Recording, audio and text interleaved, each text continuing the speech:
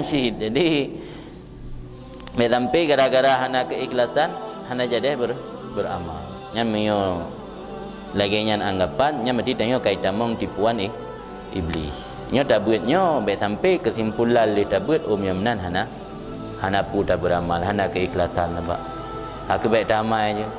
Baik sampai menan. Nya tengok tak buatnya berjek ke motivasi kitanya untuk tak mujahadah nafsu, tak lawan nafsu dan tak riadah nafsu. Riadahnya menggembleng lagi. Di penggemblengan jiwa, hati tanya harus digembleng. Maka lambat tasawuf naik istilah riadah latihan. Kita latih baca-bacut. Dumna keikhlasan yang minimal le saat takbiratul ihram naik istilah. Ada pulingan le hanale. Berampai mulai dari pun hana. Di benar usaha untuk dah tingkatkan. Mudah-mudahan yang upaya usaha untuk dah tingkatkan karena faedah daripada ilmu.